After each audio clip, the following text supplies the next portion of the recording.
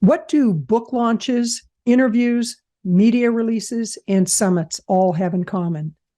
They all get you visibility. So stick around, because today I'm going to talk about how you, as a vegan business owner, whether you're an author, a coach, a consultant, small business owner, the director of a nonprofit, how you can gain visibility by using 1, 2, 3, or all 4 of these strategies. So stick around. Welcome to the Vegan Visibility Podcast Show, where your host, Kathleen Gage, shines the spotlight on vegan and plant-based businesses and entrepreneurs from all walks of life committed to cruelty-free eating, healthy lifestyles, animal compassion, and the environment. Enjoy the show. Recently, I did a blog post about why podcast shows don't last, why most podcast shows will start, and then within a very short period of time, the host of the show does what's called pod fading. The very reason they do that is because, one, they find out they're not getting as many downloads as quickly as they had hoped. 2, they find out it's a lot more work than they had anticipated. Or 3, they get bored with what they're doing. And in today's episode, what I'm going to talk about is how to gain visibility for your vegan business or for you as a vegan. Hi, this is Kathleen Gage with Vegan Visibility. And quite seriously, I have pod faded on this show for about 2 months now. It's been nearly 2 months since I've done an episode. And I got to thinking how that happened. And actually how that happened is I got really busy. I signed a contract to work on an event, and I was busy putting the event together. We did in 7 weeks what should have taken about 6 or 7 months, but we managed to get it done. It went off without a hitch. It was a great event. And then I went back to some other things that I'm doing. And what I realized was, in that time, I had neglected my podcast show. And what we're going to talk about is how to prevent that from happening in your own business and with your own show. But let's say that you want to get visibility for your business, or maybe you want to get visibility for a book. The two can go hand in hand. And what I'm going to talk about today is doing a book launch. I'm going to talk about interviews, specifically podcast interviews, media releases, which actually can lead into podcast interviews and traditional interviews, and doing a summit. A colleague of mine recently released, or is going to be releasing, an anthology book. And the anthology book is one where you bring several authors together and they all contribute a chapter, or maybe they contribute a portion of a chapter. Maybe they contribute a 500-word article, whatever it may be, whatever you, the author, have decided. And what I was thinking for this particular author, who has several experts that have contributed to her book, the best thing that she could do is a summit, to bring several of the experts together, where all of the experts do a training of sorts, because this is a nonfiction book, and all of the experts do a training for, could be 10, 15, 20 minutes. And you have, let's say, 20 experts who are doing this. They all agree to market the summit. And the summit is actually a way in which they will promote the fact that the book is launching and offer some kind of incentive for people to buy the book during a certain period of time. So that's kind of a side door into promotions. But let's start with interviews. One of the best things that you can do for your business is to actually get on podcast shows that are tied into whatever your particular market is interested in, whatever your expertise is, whatever, like I like to say, your wheelhouse is. And in my case, it could be shows that have to do with marketing. It could have to do with growing a vegan business. It could have to do with visibility. It could have to do with podcasting. So any of those types of shows would be a great fit for me to get on a show and talk about my area of expertise. So think about what you're an expert at. Think about what it is you could go on to a show and talk about, and really get some critical mass and really build your visibility by being an expert, a content expert. And what you do once you get you're on the podcast and you get the episode, you get the link to the episode, which is called a permalink. It goes directly to that episode. You promote the episode.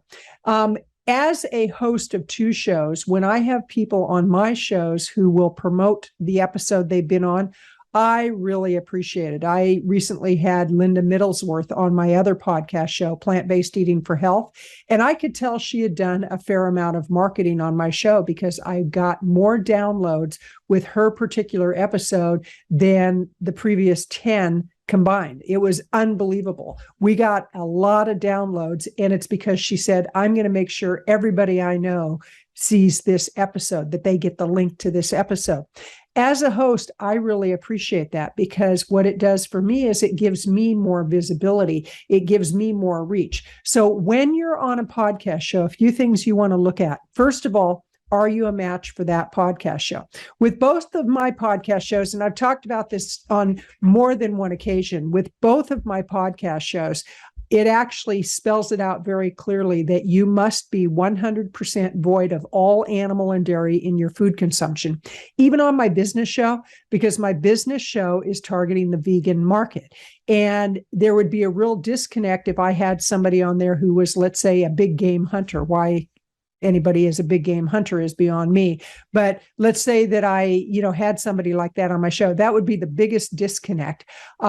If it's somebody who consumes meat and they're on my show and they happen to mention, oh, I had a steak the other night, that's a major disconnect. So for me, I've set the criteria that you must be void of all animal and dairy. Now, does every show host do that? No, absolutely not.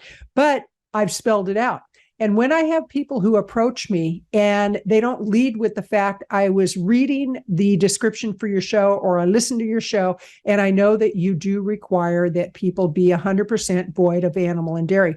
If people started like that, they would get a lot further than somebody who sends me pages and pages and pages of information that they expect me to read through to find out if or in fact they are or are not vegan. So when I get a lot of information from somebody inquiring about my show and they've mentioned nothing about being void of all animal and dairy, the first thing I do is I just respond to them and I say, are you 100% void of animal and dairy? If you are, let's talk. If you're not, we don't have anything to talk about.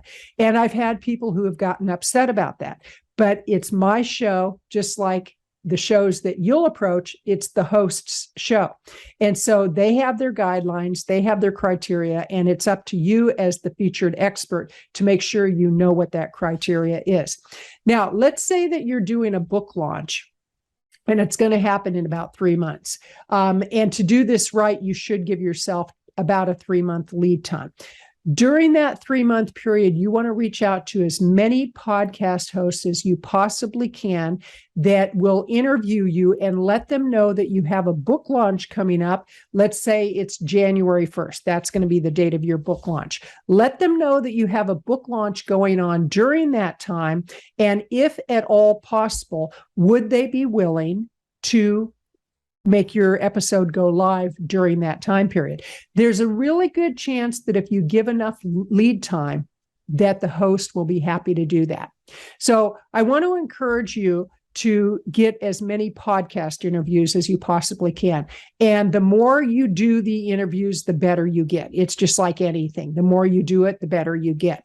And I want to remind you that you're listening to the Vegan Visibility Podcast Show. I'm your host, Kathleen Gage, and I encourage you, go ahead and subscribe to this channel and leave a comment, leave a rating. That helps us with the algorithms, but I really do encourage you to subscribe because over the coming months and years, I have some really amazing plans for this show to really bring value to you as a vegan business owner, as a vegan speaker, as a vegan author, coach, consultant, director of a nonprofit, on learning strategies that will help you to market your business. So we've talked about interviews. The main thing is to map out what kind of shows you want to go on, and then go ahead and look for those shows on Apple Podcasts, Google Podcasts, things of that nature. What you can also do is you can go to my website, veganvisibility.com. That's veganvisibility.com. Go to the resource link, click on that, scroll down the page, and you'll see a directory of podcast shows, 110 vegan and plant-based podcast shows or shows that would invite you as a vegan onto their show. So again, that's veganvisibility.com. go to the resource section and then look for the podcast directory. The next thing you want to consider doing in order to get visibility is media releases. Media releases are a very underutilized resource to get visibility, to get possible interviews, to get write-ups about your business or a product or service.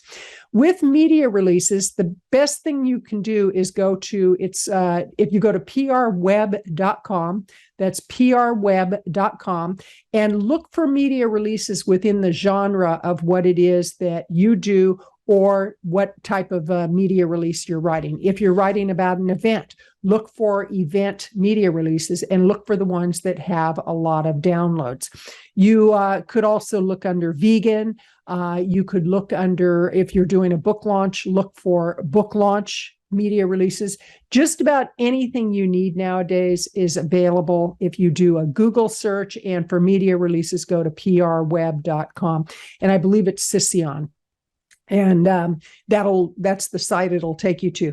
But media releases are a great way to tell your story, and you can either pay to have them distributed, or you can actually distribute it to your subscriber list. You can post it on LinkedIn, you can post it on Facebook, and it's just one more way to get some traction. Another thing that you can look at is to do an actual book launch where you actually have affiliate partners who will promote your book, and you sign them up as an affiliate. They get their affiliate link that goes to the landing page that talks about the book launch. Their link is cookied in, so anybody they send to you gets tracked, and when you sell something to that person that they sent you, they get a percentage of the sale.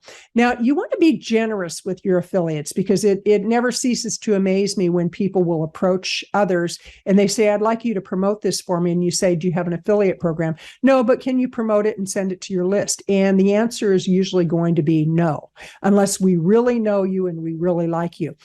The more visible an expert is, the more they get asked to promote things. And so if there's not something in it for them, quite seriously, they may not do it. And even if there is an affiliate commission, they may not do it because it may not be aligned with what they're doing.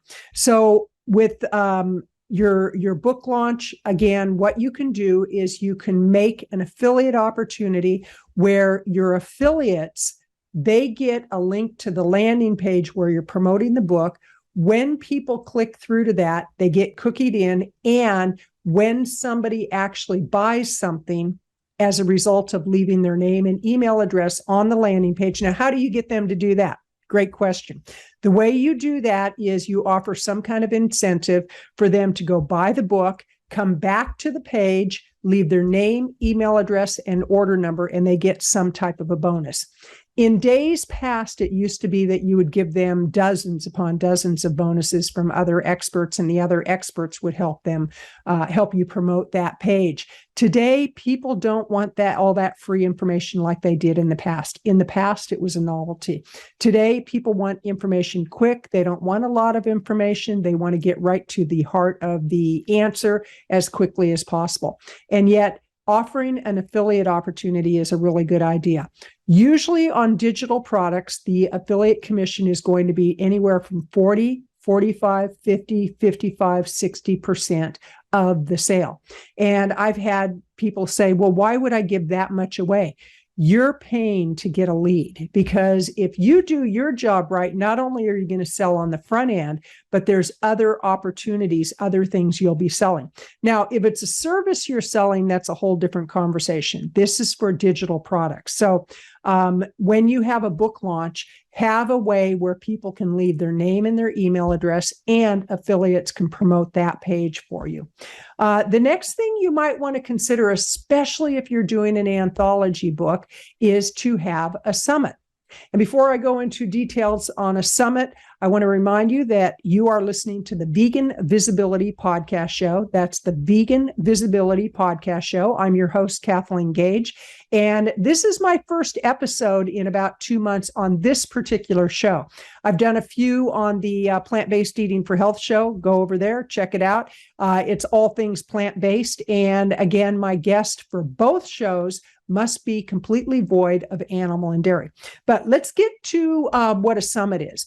Basically, a summit is where you bring in a group of experts and you talk about either a particular market or a particular topic. Let's say you're going to do a summit on book marketing, and you bring in a number of different experts that are all involved in book marketing on some level. It might be somebody who does layouts. It might be somebody who does cover design. It might be somebody who does publishing. It might be somebody who does ghostwriting. It could be somebody who puts landing pages together. So you bring in a group of experts. Every expert talks on a part of that topic that would give the end user a holistic look at how to achieve the outcome.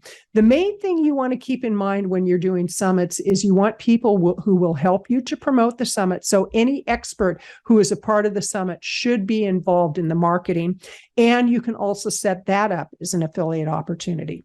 With the last summit that I did, we offered a 50% commission to anybody who helped to promote it, regardless of whether or not they were one of the experts.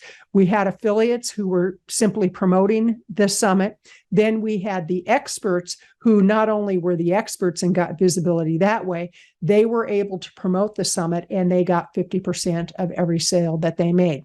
But summits are a great way to gain visibility and to do what is called borrowed credibility. When I first broke into the vegan market, I wasn't very well known in the vegan market, although I had had my business for about 27 years by that point. And so what I did is I thought, okay, what would I advise to a client who is new to a market? They're not new to their expertise, but they are new to a market. The first thing I usually advise is have a summit. Be the host of the summit. You be at the center. You surround yourself with credible people who have influence. You make sure it comes off without a hitch. You make sure it's a great event.